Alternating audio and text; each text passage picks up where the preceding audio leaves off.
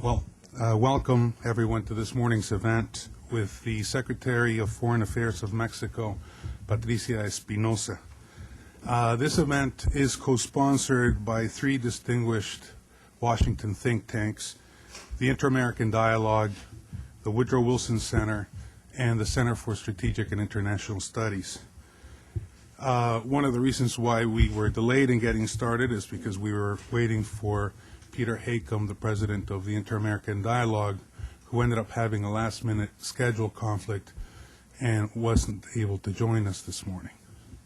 But nonetheless, it's a great pleasure to be sharing the podium with Andrew Seeley, the director of the Mexico Institute at the Woodrow Wilson Center, and obviously with Secretary Espinosa.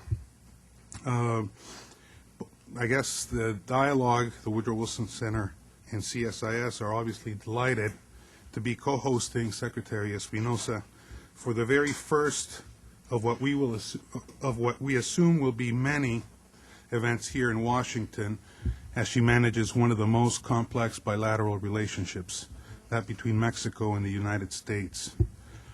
This event is also very timely as President Bush gets ready to travel to the region, with Mexico being one of his key stops. Before we proceed to introduce the Secretary, Andrew and myself would like to acknowledge the presence of two old friends who are accompanying the Secretary, Carlos Rico and Ambassador-designate Arturo Sarucan, with whom we look forward to working with in the future. And may I add, all three are proud alumni of the Colegio de Mexico, something that I'm sure they like to comment, given that there are many Itamistas in the cabinet. I'm now going to ask Andrew to say a few words before I proceed to introduce the Secretary and give her the podium so that she may speak with us about what we can expect from the Calderón administration's foreign policy. Andrew. Thank you, Armand. Thank you for hosting us here today. Thank you to the Dialogue for co-sponsoring this. Dan Erickson is here with us from the Dialogue. And we just want to say how pleased we are to have Secretary Espinosa here. It's a great honor to have her in Washington, as well as Under Secretary Carlos Rico and Ambassador Arturo Sarucan. This is a fabulous team. We look forward to working with them. This is a team that will be charged with working with a very complex and difficult agenda, but an agenda that ultimately has great interest for both sides. I mean, whether we're talking about migration, competitiveness, security, I mean, though these are issues that have dimensions that we each have to work on in Mexico and in the United States, we can never fully work on these without collaborating, without cooperating, without looking at where our shared interests are on these. So we wish the team, we wish the Secretary, the Undersecretary, and the Ambassador all the best in these challenges. We thank you for coming here today, and on behalf of Lee Hamilton and the team at the Wilson Center, thanks so much for being here. Thanks, Andrew. The appointment by President Calderón of Patricia Espinosa as the Secretary of Foreign Affairs is the pinnacle of a distinguished 25-year career in Mexico's Foreign Service, a career that began back in 1981. Secretary Espinosa undoubtedly paid her dues within the Mexican Foreign Service for the next 19 years, before being promoted to the rank of ambassador in the year 2000. These are dues that were, for the most part, paid overseeing SRE's multilateral portfolios. Since 2000, there has been no looking back for the Secretary. She then left to serve as Mexico's ambassador to Germany and subsequently Austria. I can well imagine that serving as ambassador to Germany must have had a special significance to the Secretary, for she completed her elementary, middle, and high school education in Mexico's highly academically demanding German school, El Colegio Alemán Alexander von Humboldt, where her interest in Germany was first sparked and where she began to master the German language. It is also there, if I'm not mistaken, Secretary, where she interacted with other notable schoolmates, Luis Telles and Agustín Carstens. Not a bad alumni list. So now, on behalf of the Dialogue, the Woodrow Wilson Center, and obviously CSIS, we would like to ask you all in joining us in welcoming Secretary Espinosa.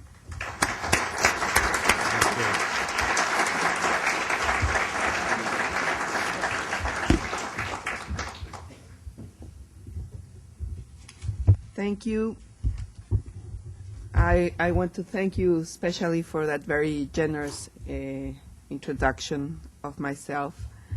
I want to thank the Inter-American Dialogue, the Mexico Institute of the Woodrow Wilson Center, and the Mexico Project of the CSIS for hosting together this meeting this morning.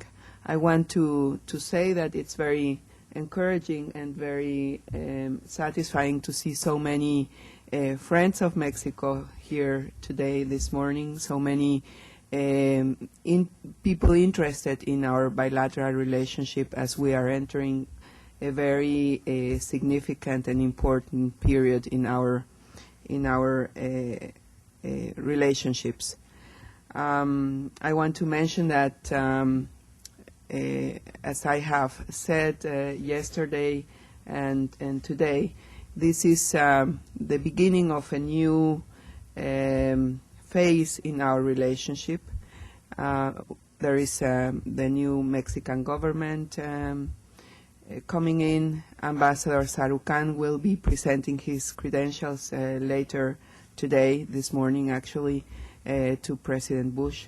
So we are really looking forward to a very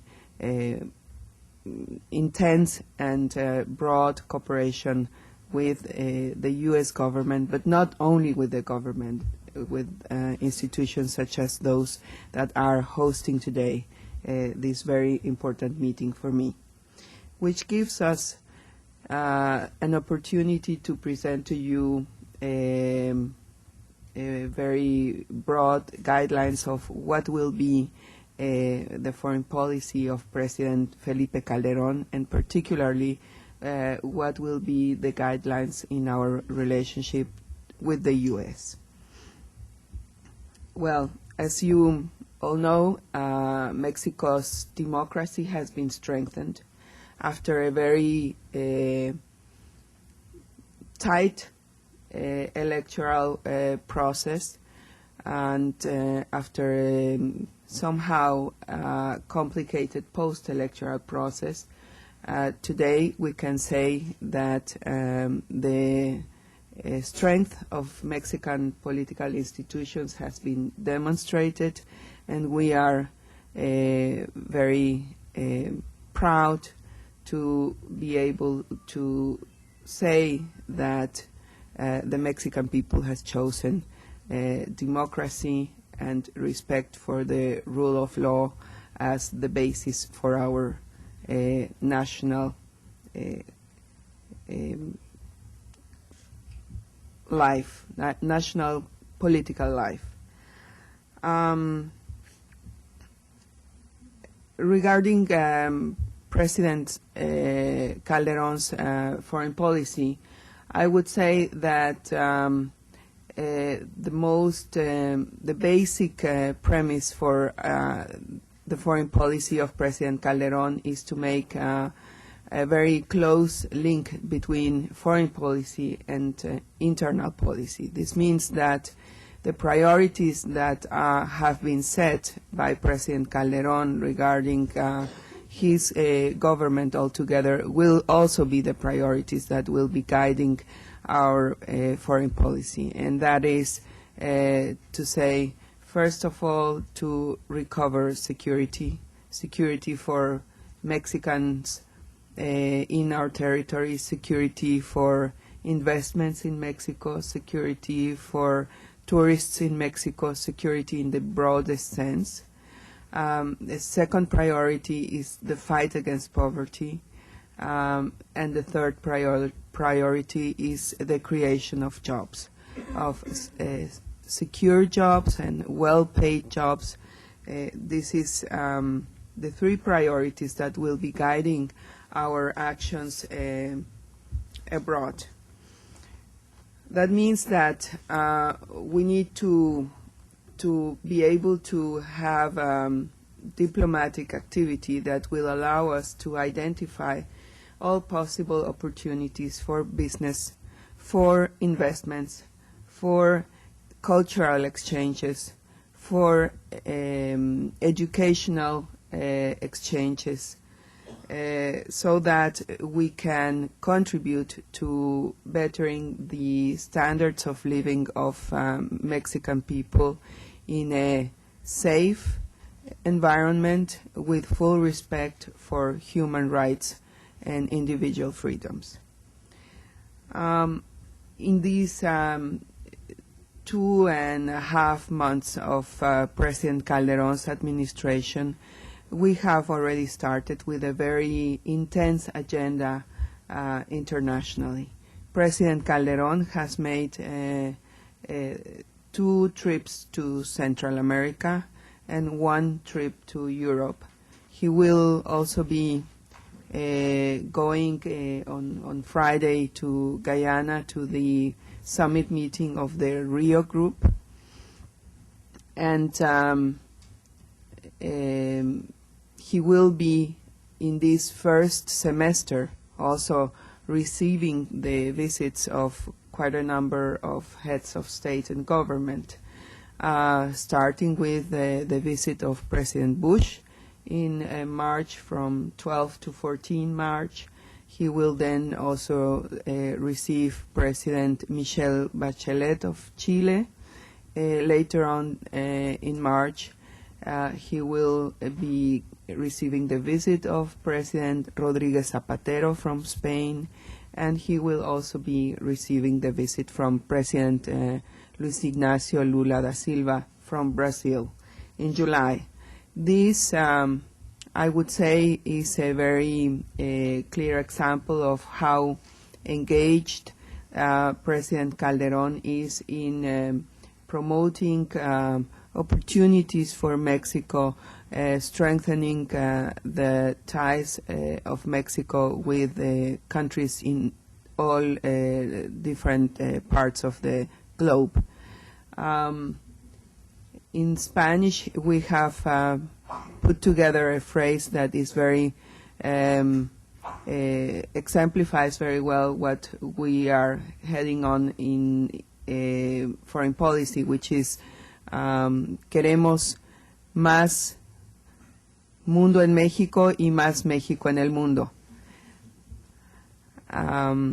So this is what we are trying to achieve, and we have started with full speed from the very beginning. Regarding Mexico-U.S. relations, well, it's a fact, of course, that our countries are increasingly linked, that the relationship between Mexico and the U.S. has been growing over the years in all different areas of activities. It is a fact today that most Mexican families have a direct tie with somebody living in the U.S., working in the U.S. The relationships go well beyond the relationship between governments, between institutions. We're talking here about relationships that really affect the daily lives of hundreds of thousands of people.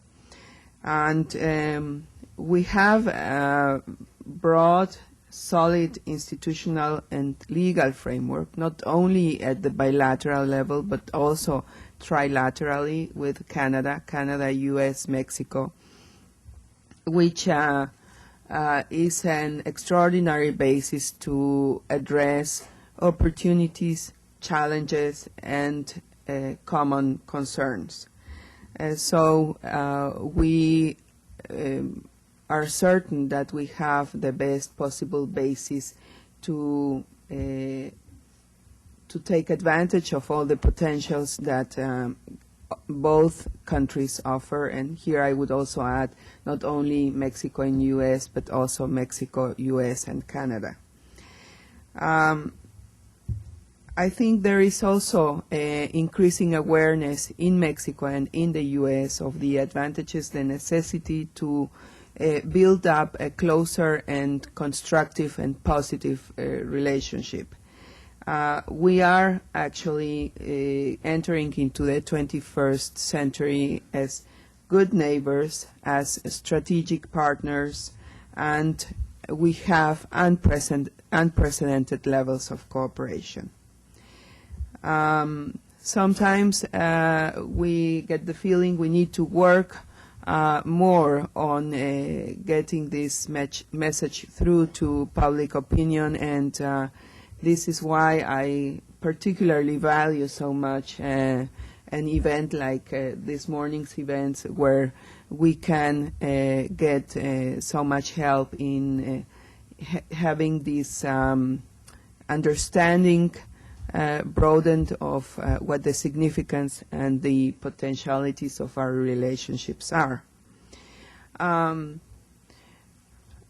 As Armand was saying, there is also a very clear recognition that we have a shared responsibility to deal with the problems and to deal with the opportunities, not only the problems, but also the opportunities that offer such a wide range and strong bilateral relationship. We acknowledge on our side in Mexico, and the U.S. side also acknowledges that there is work to be done on both sides in order to be able to come to a better understanding to managing those problems that are still ahead of us, and to take advantage of all possible opportunities. In this visit, I have been meeting many of the high-level officials from the U.S. government and also some congressmen and senators. And one of the main topics of our talks has been the preparations for the visit of President Bush. This will be, as we see it, an excellent opportunity to make a review of this very complex and broad agenda. And we're working on what we would like to see as an outcome. We want to address the agenda in a very comprehensive manner. We have talked about issues like border infrastructure, like fight against organized crime, development of trade under secure conditions, like protection of the environment, promotion of investment and tourism, educational and cultural exchanges. So all of these are part of our complex bilateral agenda, and in 2 weeks we hope to be able to offer to all of you a very outstanding and important result of this visit of President Bush. A few comments on SPP. As I'm coming from a very successful meeting, ministerial meeting of Security and Prosperity Partnership, this was the first time that a ministerial meeting did bring together 9 secretaries and ministers from the 3 countries. In that sense, I think it shows very clearly the importance that the 3 countries are giving to the security and prosperity agenda. In this meeting, the ministries of foreign affairs, the State Department, the Secretary of Foreign Relations, and the Minister of Foreign Affairs, we got the mandate to integrate in a very clear way the security agenda with the prosperity agenda, as they are both so closely interrelated. There was also an outstanding participation by the private sector, who worked very hard to put together a whole set of recommendations, and we are looking forward to having in the leaders meeting later on this year in August also a participation, a presentation of these recommendations by the private sector.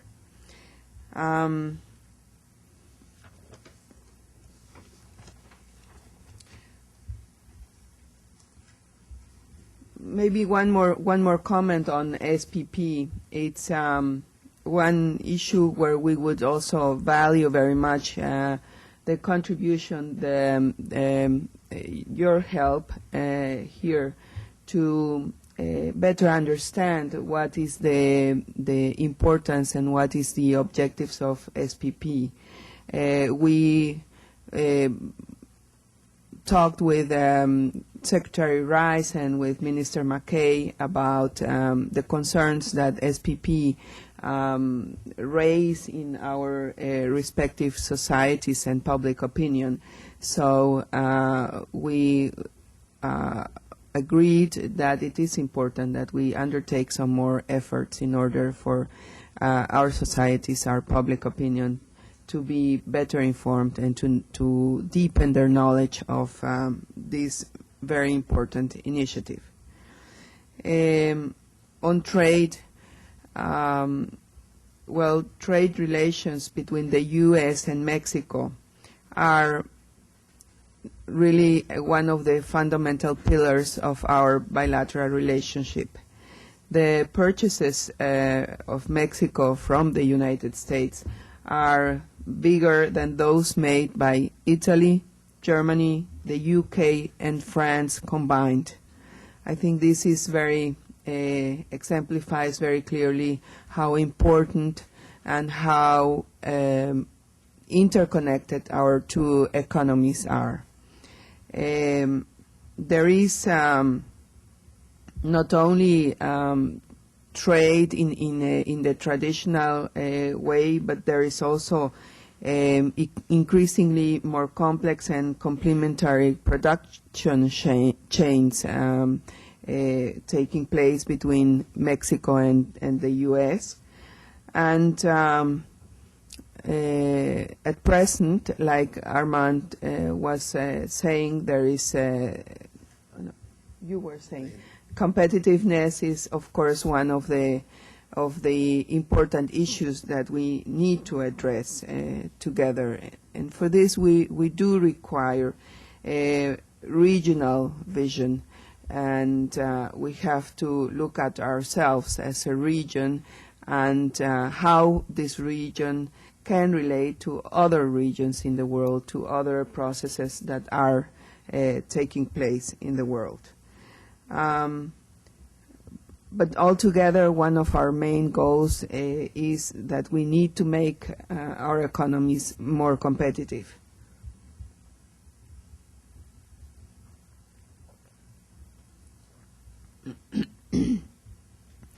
We have the institutions, we have the legal framework, we have the political will, so we have really excellent basis to do this.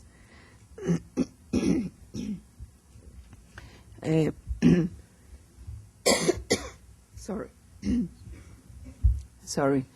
On immigration. Immigration is, of course, an agenda that requires a very careful and balanced consideration. It is a very important topic to Mexico. It is a very important topic to the U.S.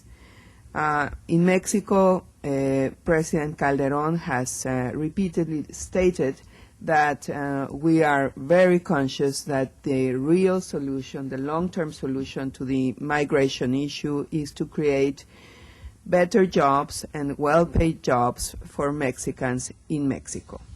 And this recognition, I think, puts a very good basis for our bilateral talks about migration and how we should address the issue. This, of course, does not mean that we will not put emphasis in protection of the rights of Mexicans abroad, particularly Mexicans in the U.S.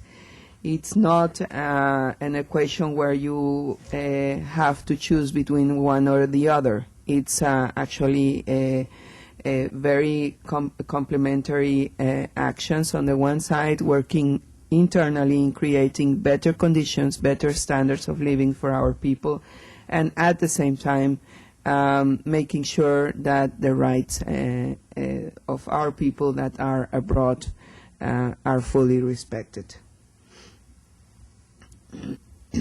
Immigration is also one of those issues that requires a recognition of shared responsibility.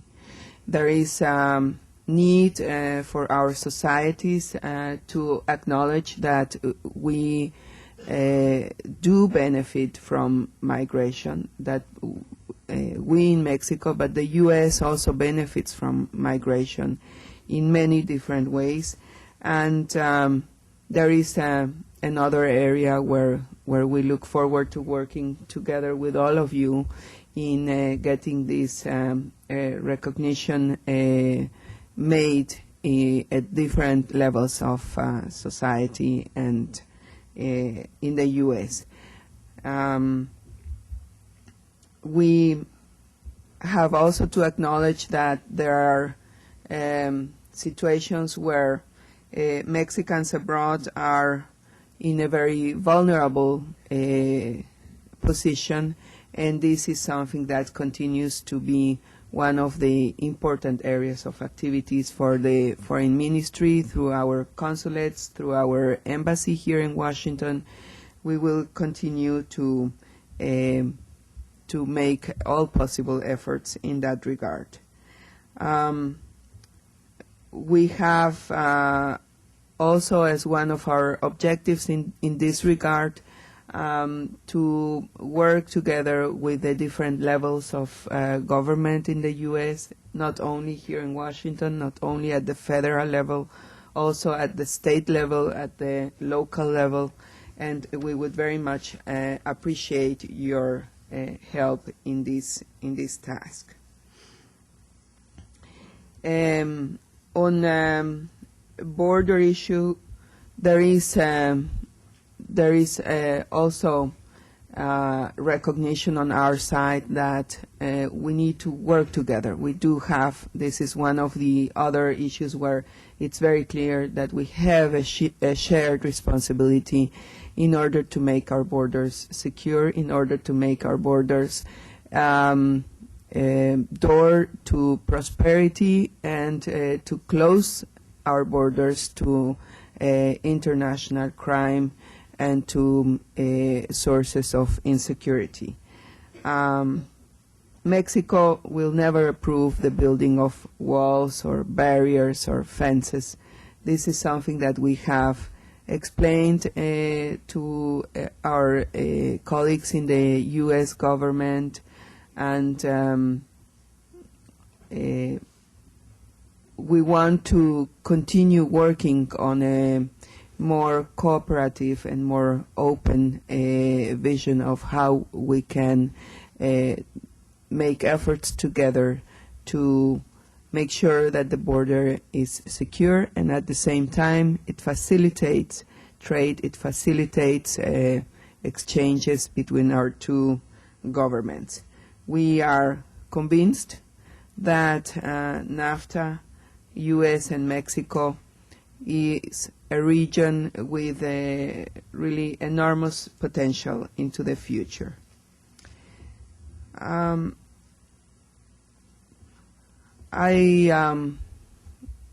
would maybe stop there. Of course, we do have a strategy towards Europe, towards Asia, Africa, and Latin America, but I don't want to make this presentation too long, and I would probably rather go into a question and answer session. Thank you very much.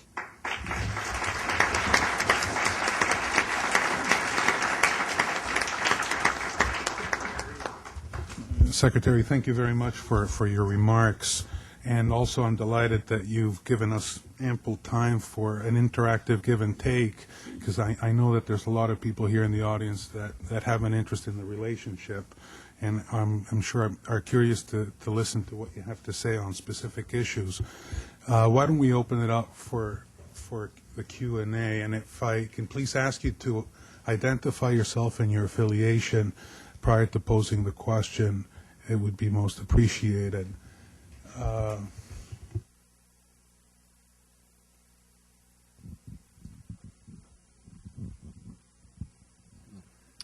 Philip Hughes from the White House Writers Group.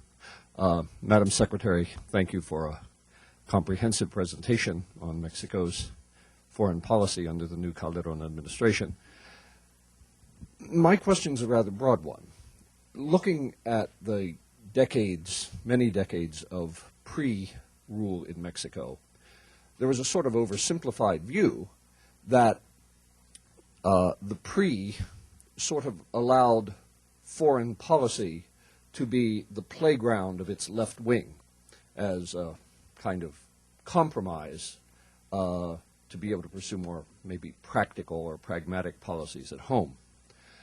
Now a new administration in Mexico has been elected with a razor-thin margin of victory and a great controversial protest from the left that's been very public. Do you see any danger that as the administration gets deeper into its period in office, that foreign affairs may be some area where you have to make concessions to Mexico's left in order to achieve compromise on the priorities you seek domestically?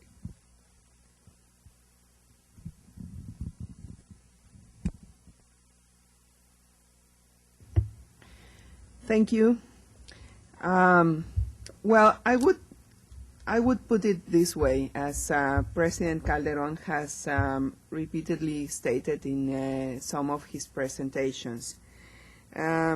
We believe that the debate or the discussion is not a discussion between right or left. It is rather a discussion between the past and the future. And in this sense, Mexico's foreign policy is very clearly future-oriented. Future-oriented in the sense on what public policies we need to make sure that we provide better opportunities to our society, better standards of living, better opportunities for economic development, for economic growth.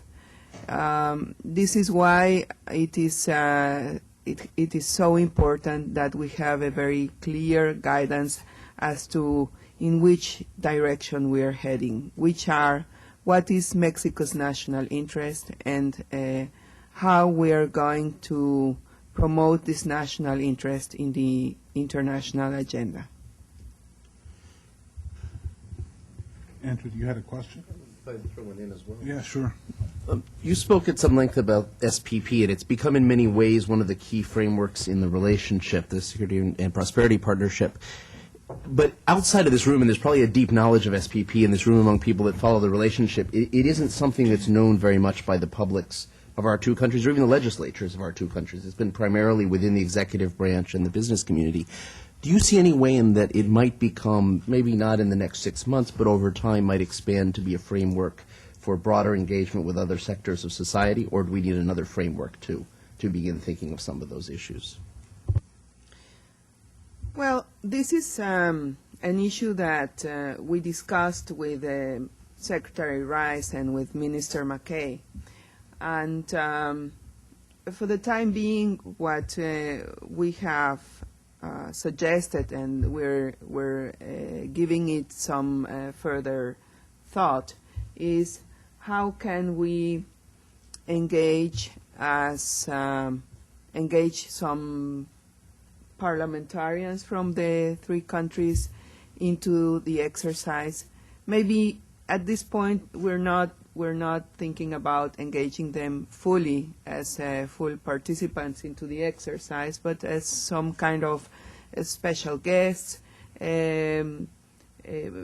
promoting some kind of exchanges of views on the issue. I have to say this was the first time that the issue was raised, so we're giving it consideration in each side.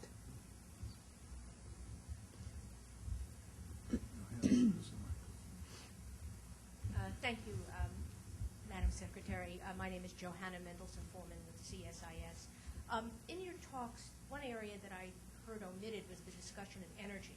And after Venezuela and Mexico is one of our major suppliers, and I can't imagine that on the agenda of President Bush that the discussion of energy and energy security won't come up. And I wondered if you might comment on your government's position vis-a-vis creating a sustainable supply of energy in a certainly growing nation at our borders, and how that will affect our broader hemispheric relationship.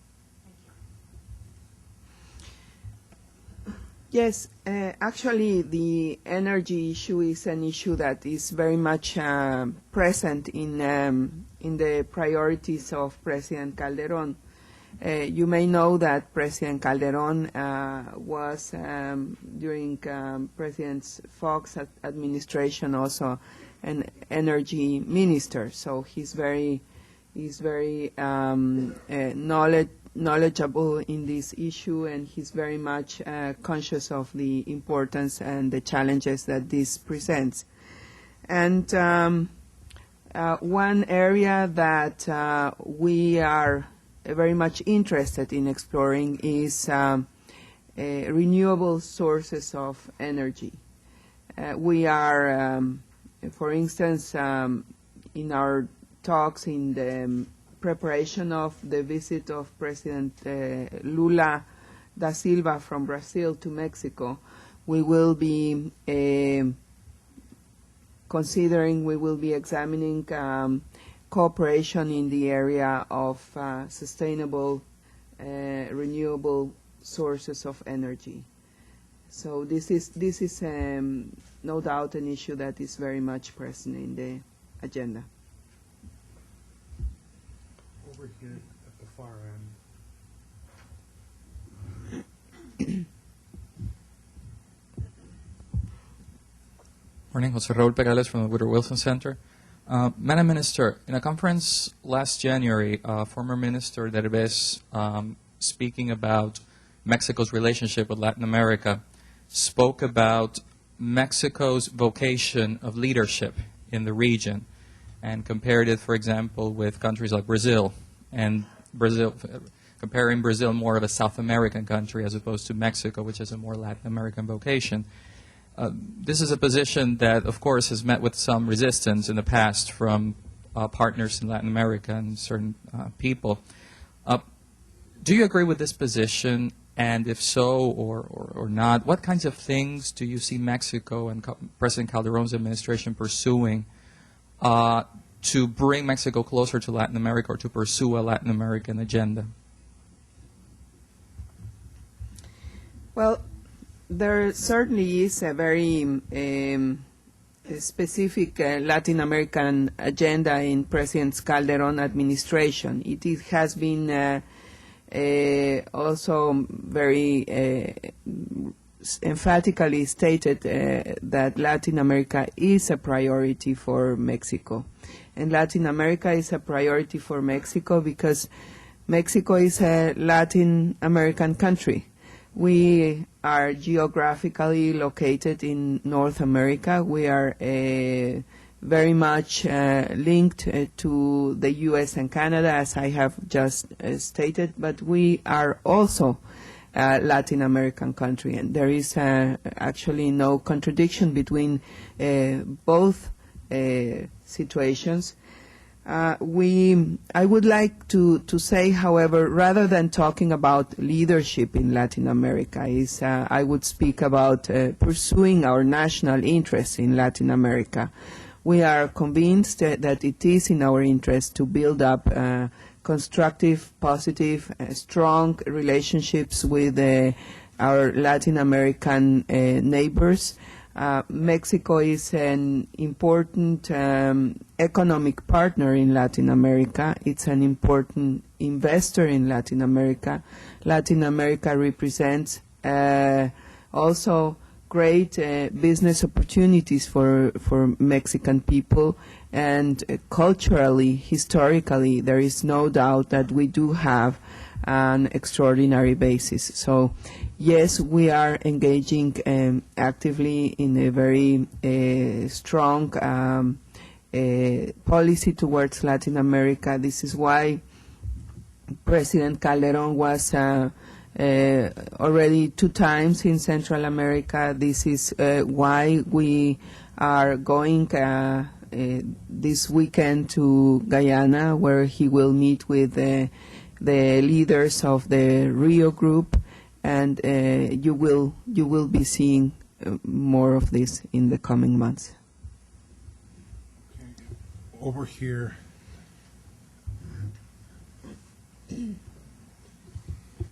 Paul Rich, Policy Studies Organization.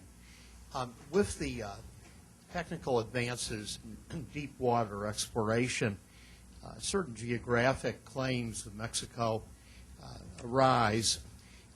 In particular, there's been speculation about the Clippertons, the archipelago, and long-standing Mexican reservations about the current situation there. Would your government enter into conversations about the Clippertons and other deep water claims?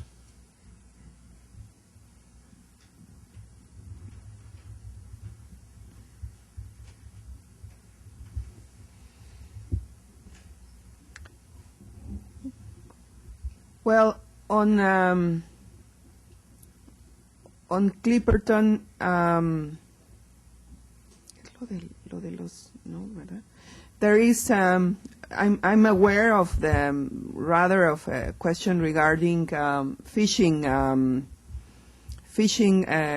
rights or fishing licenses. There is, to my knowledge, we do not have any claims on for deep water exploration. Es pesquerías, ¿no? Pesquería, yeah. Okay, David, you had your hand up. Thank you. Two quick questions, Madam Secretary. One is, in this very room about 18 or 17 years ago, we heard arguments very like yours about how economic development and the economic relationship and trade and these economic policies, then called NAFTA, were going to reduce immigration, and were going to be the way to solve the quandary, that is, that it would be trade and immigration would be offset, and that's how this would be solved. What's different today from in terms of the position of the Calderon administration as to how these two things interrelate, since we've had a good many years where the opposite has been happening?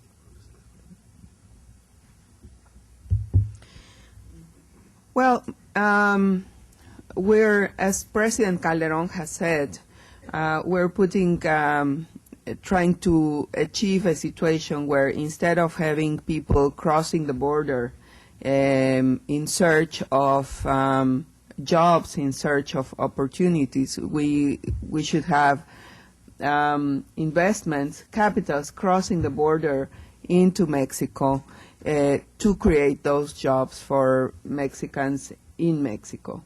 This is, I would say, a very clear way of illustrating what our objectives in this area are.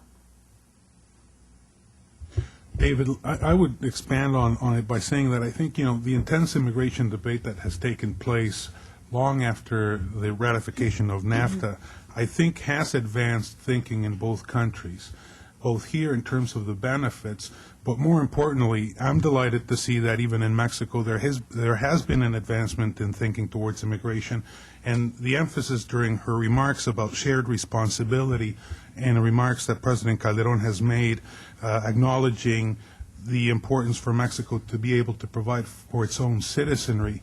I think that's resonating a lot more in Mexico now than I think ever before, and it's, I think, one of the spin-offs of the intense immigration debate that has taken in the last 6 years or so. You had a question. Robert Vickers, representing Norman Bailey, the mission manager for Cuba and Venezuela.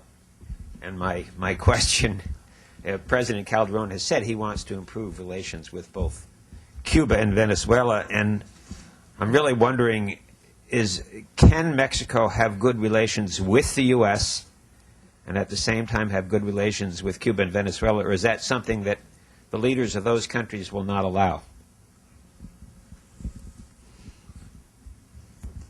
Well, one of the emphasis that President Calderon has put in talking about how to build up, what kind of relationships we want to build, not only with Latin American countries, but in general with all countries in the globe, is we need to have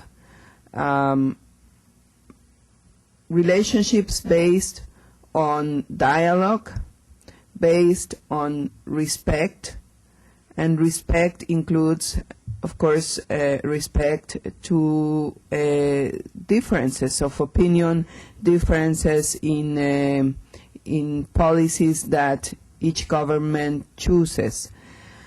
So we feel that if we are able to base our external relationships on those premises, we are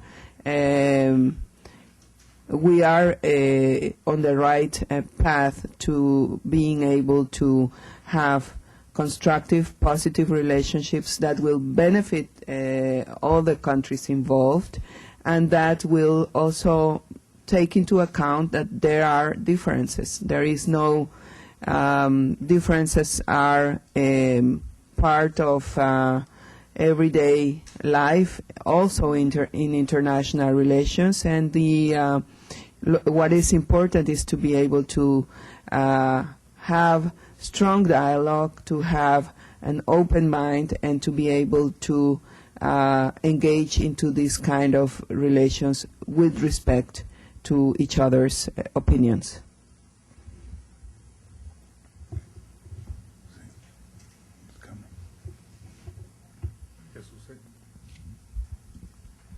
Jesus Esquivel from Proceso Magazine of Mexico. I want to ask you a question in regard to the visit of President Bush to Mexico.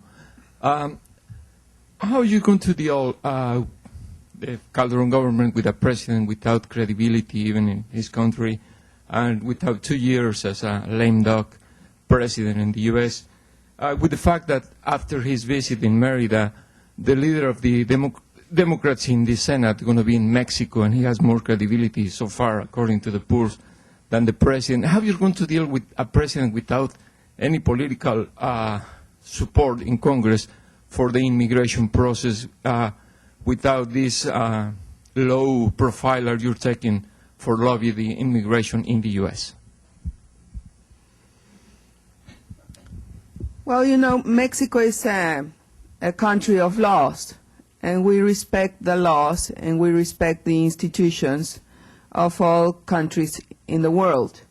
And this includes the United States, with whom we have, as I have said, a very strong and important relationship. So President Calderon will receive the President of the United States and will continue working with the institutions of this country and of all countries in the globe.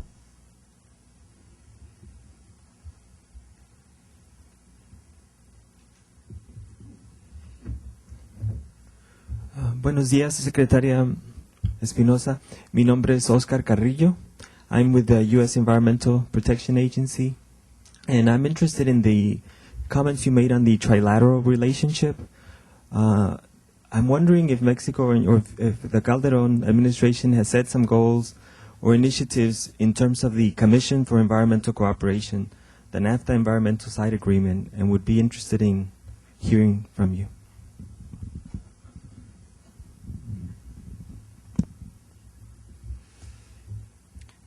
Well, I have to say this is not an issue that we discussed in the SPP framework. This is, however, an issue that we will keep making follow-up in the framework of our bilateral preparations for the visit of President Bush. Yeah, I'm going to ask a question.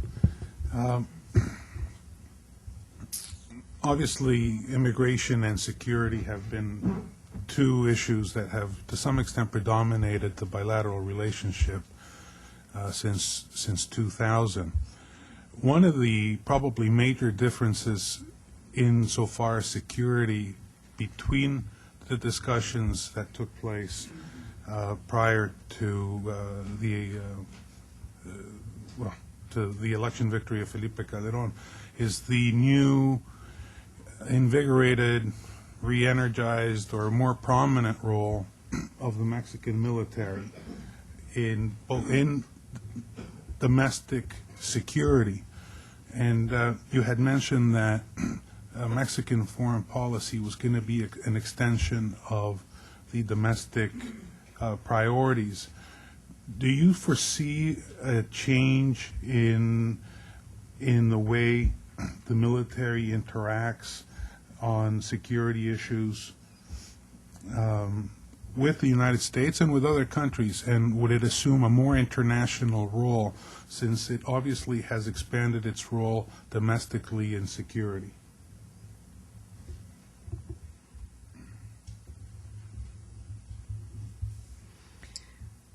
Well, I don't know if I would entirely agree with the idea that migration and security has been the main part of the agenda. I think that as we have seen and as we all know, there has really been an extraordinary development in our economic relationship. It has probably become so dynamic that it does not require anymore such a strong direct involvement of the governments. But still, there is a lot of work being done on the side of our trade relations. I can, for example, the question of transportation of trucks has been very highly on the agenda for a long time. We are heading towards a solution on that, and we hope that this is going to the pilot program that has been launched just a few days ago will be successful, and that we will continue to go on that direction. So I think there is, as I said, the agenda is really quite complex, and we have been seeing developments in all parts of the agenda. And I think we will continue to see developments in all parts of the agenda. We have, as I mentioned, one of the issues that we will be looking into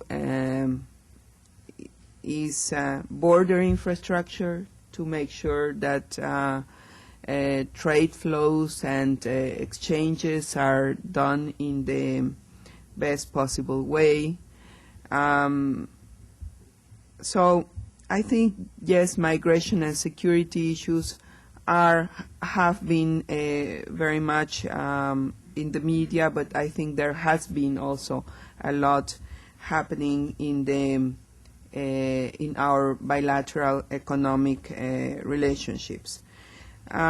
Regarding the military, well, I would say that what has happened is the decision by President Calderon to really have a very clear and determined action to fight organized crime in Mexico has highlighted the role that the military plays in this particular area, which is, by the way, the role that the military has been assigned to play in Mexico for a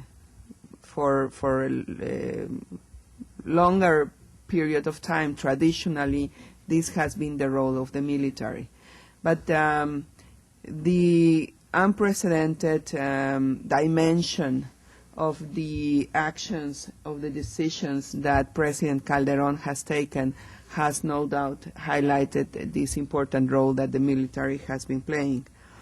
And this will be the role that the military will continue to play. There is,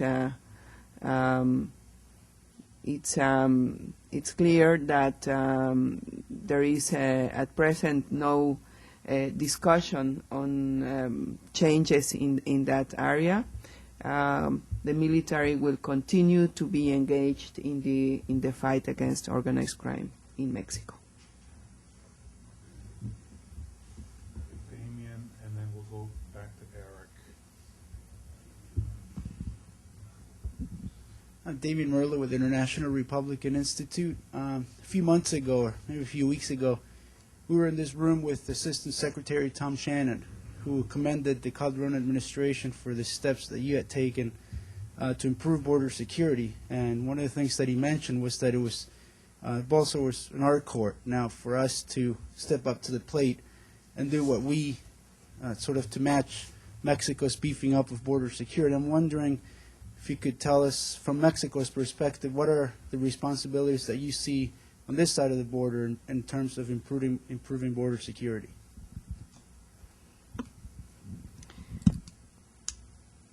Well, there is quite a lot of discussion about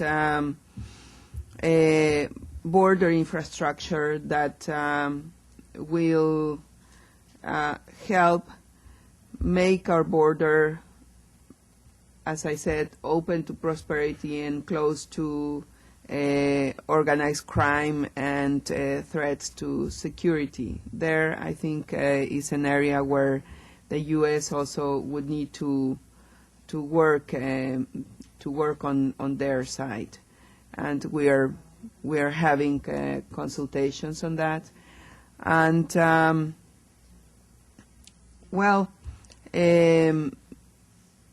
actually, we also believe that the way that we can concentrate on security concerns at the border is if we are able to have some kind of legal framework that will allow Mexicans who want to come who come to the U.S. in search of work in an ordered, in a legal way. That would be actually a way to make us concentrate on those security concerns at the border. Eric, in the back. Yes, Eric Olson from the OAS. You used a very intriguing phrase, queremos más mundo en México y más México en el mundo. It's clear to me how you're talking about más mundo en Mexico, open borders, more trade, more investment.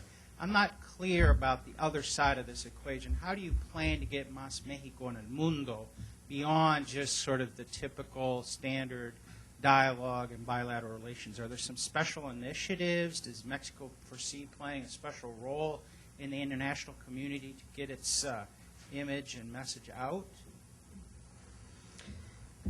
Well, the government of President Calderon is setting up an entity to make, in a very coordinated and integrated manner, promotion abroad.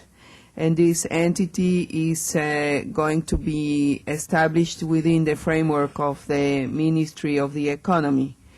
And the idea is that we can join forces, all of us, all of the different entities of the Mexican government that are undertaking some promotional activities abroad, can get together and can make a coordinated effort in order to get this message through.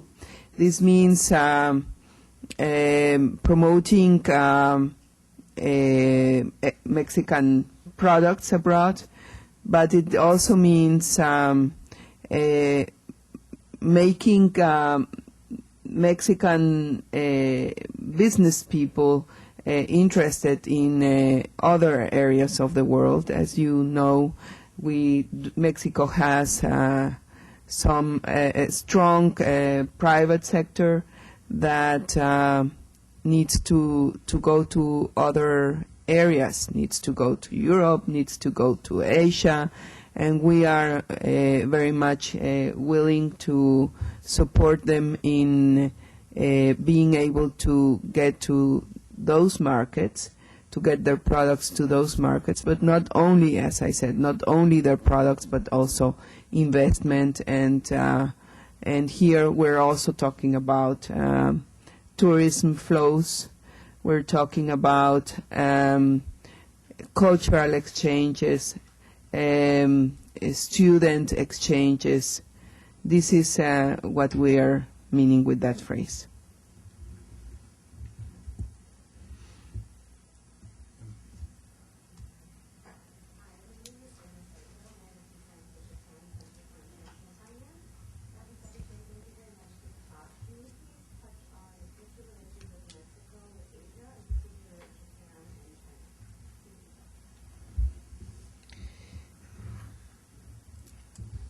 Yes, well, we have put emphasis in the need to develop a very comprehensive strategy in our search of closer ties to Asia, which is, as you all know, the most important, the fastest growing area in the world. And in that sense, we are really putting effort into viewing Asia as an opportunity.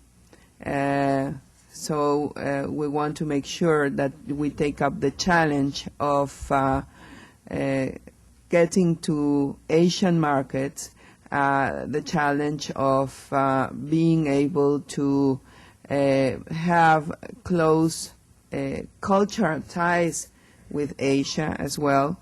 With Japan, we have a free trade agreement, and in a very, very short time, the trade flows between Mexico and Japan have increased dramatically. We are looking forward towards having more of this development, and we are also starting to see some Mexican entrepreneurs interested in China. For instance, in China there is now, recently there was a tortilleria established in China. There is a Mexican restaurant in Beijing now, and from what I hear, it has a lot of success. So if we can, in some years, if we can manage to be able to have such a growing presence as we have seen in a very, very short time over the last year, we are hopeful that we will be able to develop very strong economic ties and cultural ties with the region. Buenos días, Fernando Pizarro, Univisión. Queríamos tomarnos la libertad de hacerle alguna pregunta en español. Ustedes han tenido reuniones ya con la Secretaria de Estado y también con líderes del Congreso. Queríamos saber cómo va, qué le han dicho los integrantes del Congreso respecto a una posible reforma inmigratoria este año, ya que mucha gente opina que tiene que ser lograda antes de agosto, antes de que esto se convierta nuevamente en un tema electoral. Y también han habido críticas respecto de si ustedes están convirtiendo el tema migratorio en una prioridad realmente o no en su relación con Estados Unidos. ¿Le contesto en español? Sí, por favor, canciller, muchas gracias. Bueno, la verdad es que el tema migratorio es una prioridad, yo diría, no solamente en la relación entre México y Estados Unidos. El tema migratorio es una prioridad en todas las regiones del mundo. Si vemos Europa, vemos la discusión que hay sobre las cuestiones migratorias. Vamos a Asia, también hay una discusión, hay un tema muy presente en cuestión migratoria. A África, lo mismo. Es decir, creo que el tema migratorio, en la medida en que este fenómeno afecta absolutamente todas las áreas del mundo, pues es una prioridad para todos los gobiernos. En el caso de México también lo es, pero lo que nosotros hemos tratado de explicar es que si bien es una prioridad, no es la única, no es el único tema de la agenda bilateral. Tenemos, como he estado comentando a lo largo de esta charla, esta mañana, una agenda que va mucho más allá del tema migratorio. El reto es trabajar en todas esas agendas de manera paralela. El reto es lograr tener la capacidad de concentrarnos en distintas áreas al mismo tiempo. No solo migración, también la seguridad en la frontera, también los intercambios culturales, también la promoción de las inversiones. Entonces, creo que por parte del gobierno mexicano, por parte de nuestras contrapartes en Estados Unidos, en las pláticas que hemos tenido, hay un reconocimiento de esta situación, de que no podemos darnos el lujo de concentrarnos en un solo tema.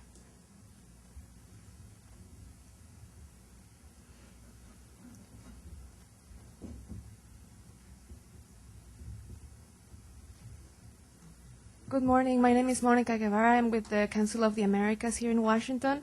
Thank you very much for your comments and for being here. You mentioned two things throughout your comments, which is Mexico's priority to attract investment and obviously to create better and well-paid jobs. I'm wondering if you could elaborate a little bit on if Mexico has a strategy to attract investment on a regional approach, because obviously there are regions in Mexico that will require more investment. And the second is if you had discussed with also Canada and the United States on education and training on specific sectors where for example, you mentioned clean energy, or if Canada and the United States you have discussed this kind of education to increase the skills of the human resources in Mexico.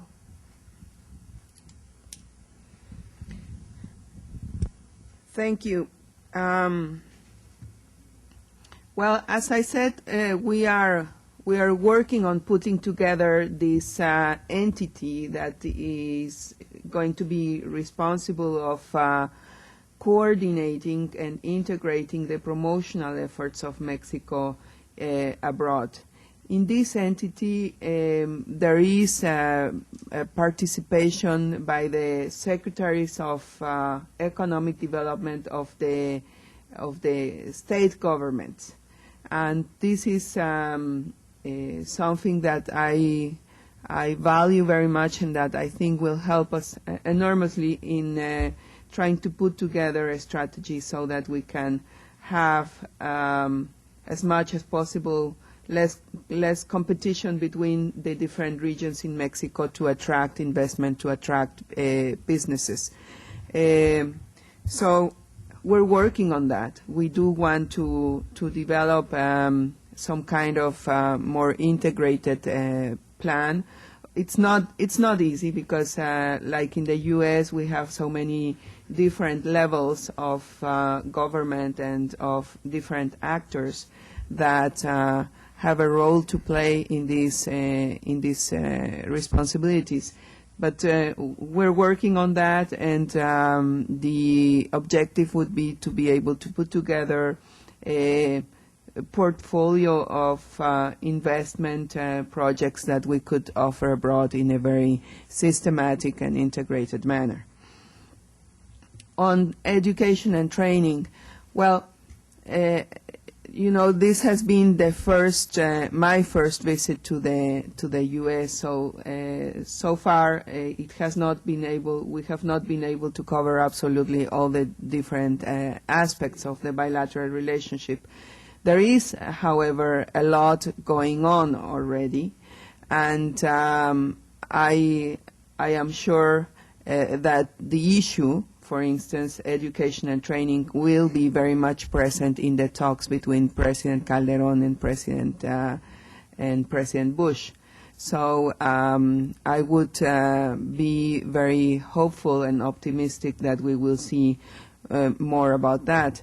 With Canada, we have discussed this. One area, for instance, where we have discussed a possible cooperation with Canada in training is forestry.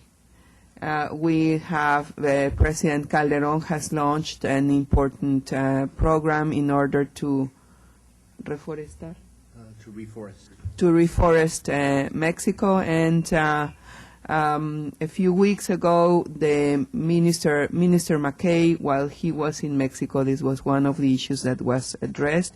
As you know, Canada has a lot of experience in this area, so we're hoping that we can put together an interesting and successful program on that. Hey, we're going to take just one last question. Gregorio, you had your hand up. Le quisiera preguntar si me puede responder en español.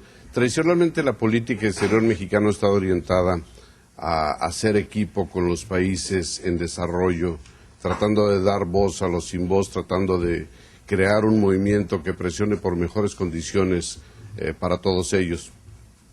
Usted dice que la nueva política exterior está más orientada al futuro. ¿Esto quiere decir que México se está alejando de esos preceptos históricos para buscar una mejor oportunidad para el pueblo mexicano? Bueno, como he comentado, la política exterior de México se está orientando hacia el futuro, se está orientando justamente hacia el futuro de cómo brindar mejores oportunidades de desarrollo, mejores posibilidades de desarrollo personal a cada uno de los ciudadanos mexicanos en nuestro país.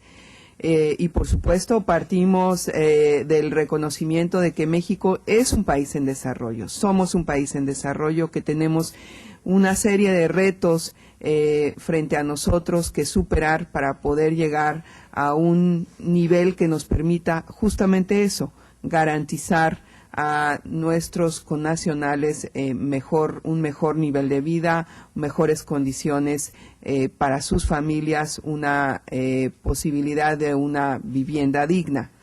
En ese sentido, los retos que enfrenta México son los mismos retos que enfrentan los países en desarrollo. Nosotros estamos comprometidos, como lo hemos estado en el pasado también, a contribuir a la construcción de un mundo más justo, de un mundo más equitativo, de un mundo de paz. En esos retos, que son retos que nos unen profundamente con todo el mundo en desarrollo, es en lo que estaremos trabajando.